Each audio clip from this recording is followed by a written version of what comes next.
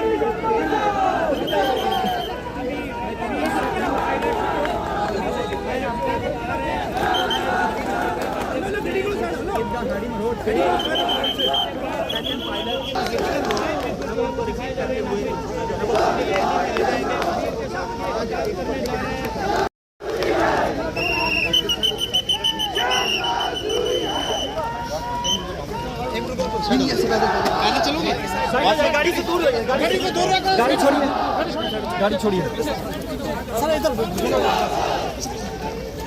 हमारा कांग्रेस पार्टी के साथ अलायंस हो चुका है और आपको हमारे कैंडिडेट चौधरी शाहनवाज साहब को कामयाब करना है। वो बगैर इंटरेस्ट के, बगैर सूद के आपको मिलेगा हर ब्लॉक लेवल में, क्योंकि तालीम में हम बहुत कमजोर हैं, बहुत पीछे हैं, हमारा तालीमी निजाम खराब है। हर ब्लॉक में जो है एक मॉडल स्कूल बनाया जाएगा जिसमें जो है आपके बच्चों को जो है वो तालीम मिलेगी। और उससे भी जरूरी बात, मेरी आंगनवाड़ी वर्कर्स, मेरी बहनें, आशा वर्कर्स की बहनें और जो मिड डे मील की वर्कर्स हैं उनके साथ ज्यादती है, उनकी बहुत कम तनख्वाह है, उनकी तनख्वाह जो है वो बढ़ाई जाएगी, ये गारंटीज है। और आपका ये बेटा आपसे वादा करता है, आपका ये भाई आपसे वादा करता है कि जब असेंबली में इंशाअल्लाह पहुंचाओगे तो आपकी आवाज, आपके हक की आवाज आपको असेंबली में कोई क्यों सुनाई देगी और आपके सारे मामला में अगली तरजीह में लड़ाई लड़ेंगे। जिस तरीके से डीडीसी मेंबर रह के मैंने अल्हम्दुलिल्लाह 3.5 साल पार्टी के, हमारे अलायंस के उम्मीदवार मेरे छोटे भाई चौधरी शाहनवाज जी, हमारे ब्लॉक अध्यक्ष जी, नेशनल कॉन्फ्रेंस के कांग्रेस पार्टी के सभी नेतागण, इस मंच पर सभी अतिथिगण और आप सब लोग, इस मीटिंग में मौजूद नौजवान दोस्तों, बुजुर्गों, मैं आज बहुत लंबे अरसे के बाद सुरनकोट आया हूं और यहां पर आप लोगों को देखकर मन में इतनी खुशी हो रही है और मुझे एहसास हो रहा है कि इन वादियों से, इन पहाड़ों से, इन जंगलों से यहाँ के लोगों का जो प्यार है, जो मोहब्बत है, उसकी महक पूरे कश्मीर में, पूरे देश में फैलती है।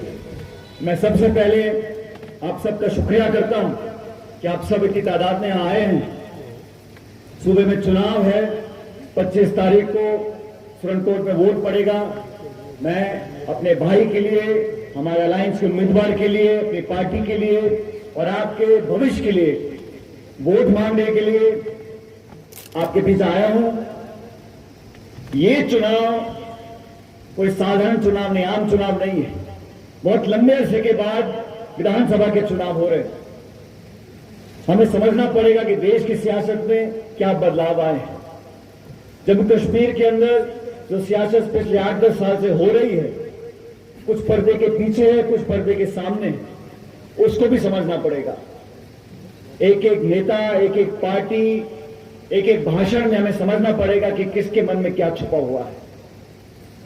मैं धन्यवाद करना चाहता हूं, शुक्रिया करना चाहता हूं सुप्रीम कोर्ट का। सुप्रीम कोर्ट के ऑर्डर के बाद जम्मू कश्मीर में चुनाव हो रहा है। सुप्रीम कोर्ट ने कहा कि 30 सितंबर से पहले जम्मू कश्मीर के अंदर आपको चुनाव कराना है, तो केंद्र की सरकार को मजबूरन यहां चुनाव करना पड़ रहा है।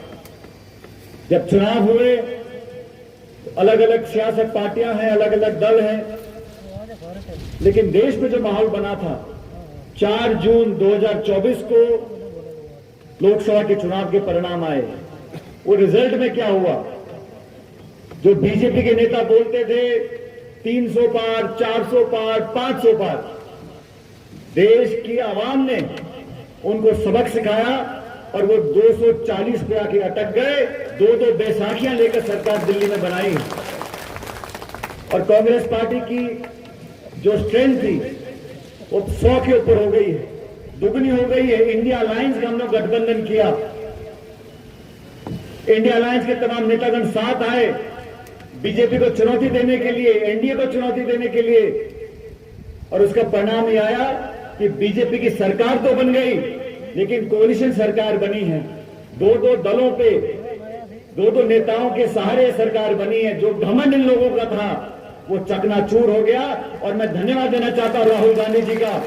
राहुल गांधी जी ने कन्याकुमारी से कश्मीर तक भारत जोड़ो यात्रा निकाली थी। 4,500 किलोमीटर वो पैदल चले थे। जब वो कश्मीर पहुंचे तो एजेंसीज ने, पुलिस ने, प्रशासन ने, सरकार ने कहा कि आप यहां मत आइए। राहुल गांधी जी ने कहा यह यात्रा मुझे भारत जोड़ने के लिए निकालनी है। मैं कश्मीर भी जाऊंगा, जम्मू भी जाऊंगा, लद्दाख भी जाऊंगा, लोगों को जोड़ूंगा। और उसी का परिणाम है आज कि पूरे जम्मू कश्मीर के अंदर नौजवान कांग्रेस पार्टी से अलायंस से जुड़ना चाहता है। हर पार्टी सब जगह चुनाव लड़ना चाहती है, लेकिन कांग्रेस ने यह अलायंस इसलिए किया कि जो लोग पर्दे के पीछे से सियासत करते हैं, जो लोग डबल इंजन की बात करते हैं, हमने देख लिया दिल्ली के इंजन क्या क्या हाल है।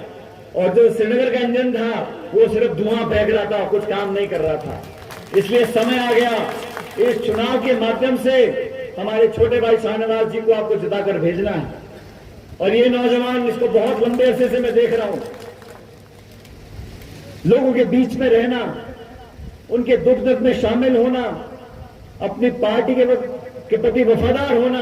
देश के किसी सूबे में इनको भेज दो, ये जाके वहां राहुल गांधी जी के लिए, कांग्रेस पार्टी के लिए काम करते थे। इसीलिए राहुल गांधी जी ने विशेष रूप से इस क्षेत्र में और सुरनकोट में शाहनवाज जी को टिकट दिया, मैंडेट दिया है, आपके भरोसे पर दिया है।